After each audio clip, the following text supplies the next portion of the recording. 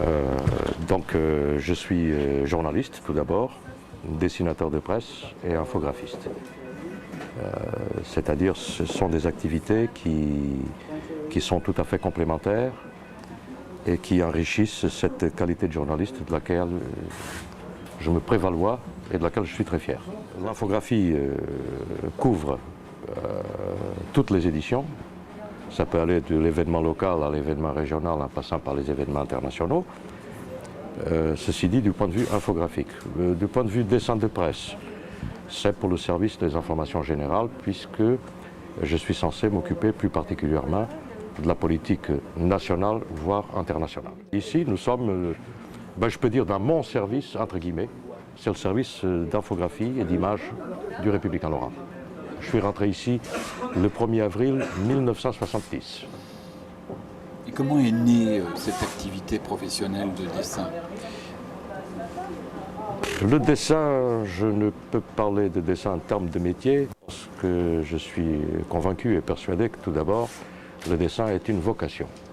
C'est-à-dire que depuis tout petit, et même avant de savoir écrire, je dessinais déjà. Et je dessinais sur tous les autres, en les caricaturant.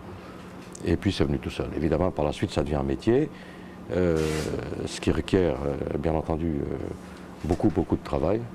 Mais au départ, il y a, je pense, une vocation. C'est-à-dire que je n'ai jamais fait les beaux-arts, je n'ai jamais suivi des cours de dessin.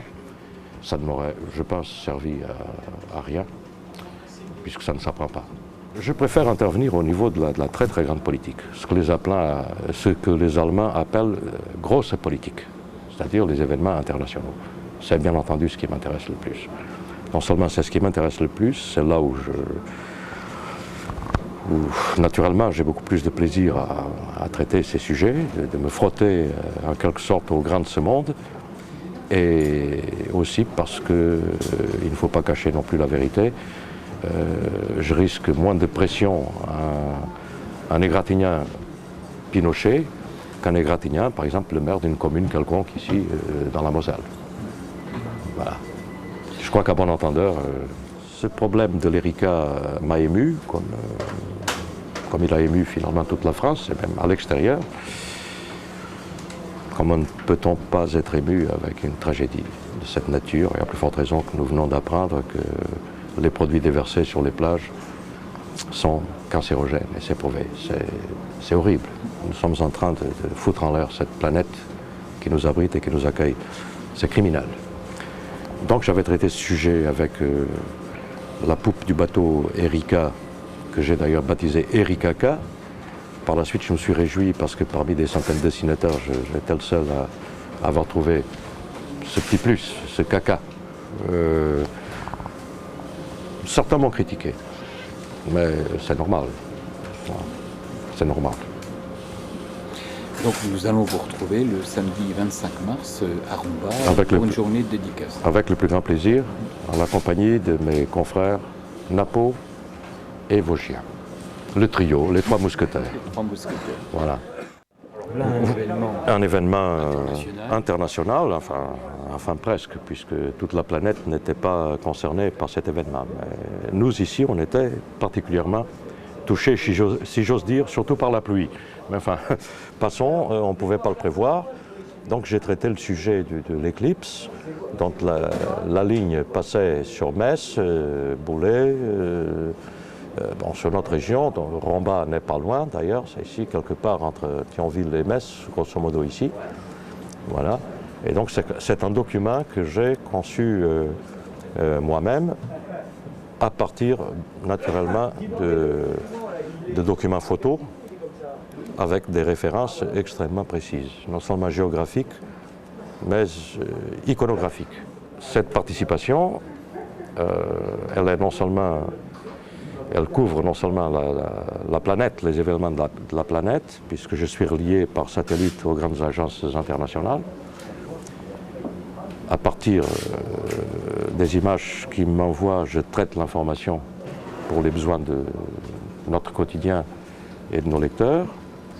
Je fais aussi un travail personnel, comme celui que je viens de montrer, et on peut encore affiner la recherche et faire un travail localier. Par exemple, j'ai en tête dernièrement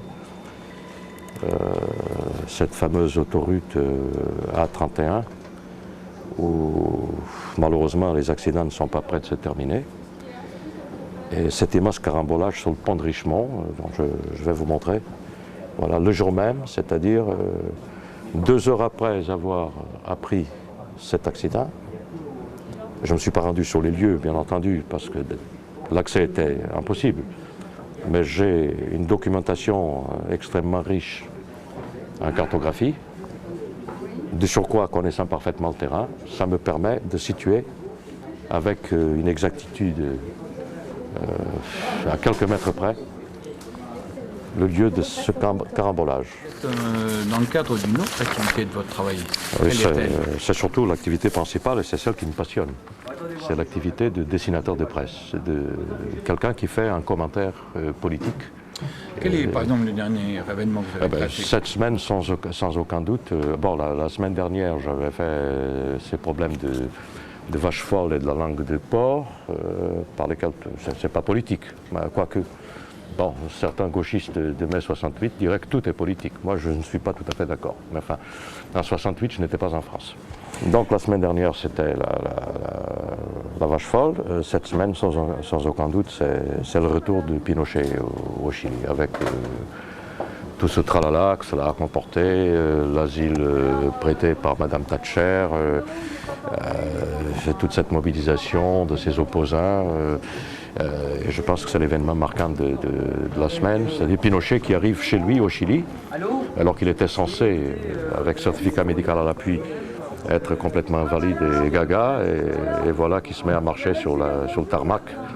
Pour vous, ça donne quoi alors? Pour moi, on va essayer de faire quelque chose. Voilà, je vais faire un Pinochet naturellement qui n'est pas invalide. Alors on commence par exemple, c'est une idée, hein. Je ne sais pas si elle va être acceptée. Je pense tout d'abord à ce fauteuil roulant. Et puis comme tout ceci ressemble à un étrange miracle, j'ai envie de faire dire au fauteuil à Lourdes ou à Fatima, on ne me traiterait pas comme ça, on n'oserait jamais. Et Pinochet, il va répondre, mais à Santiago, ici il y a une référence d'ailleurs à Santiago de Compostelle, Saint-Jacques de Compostelle, parce que c'est aussi un lieu de pèlerinage, hein, et c'est un pays d'expression hispanique. Voilà. Mais à Santiago, si.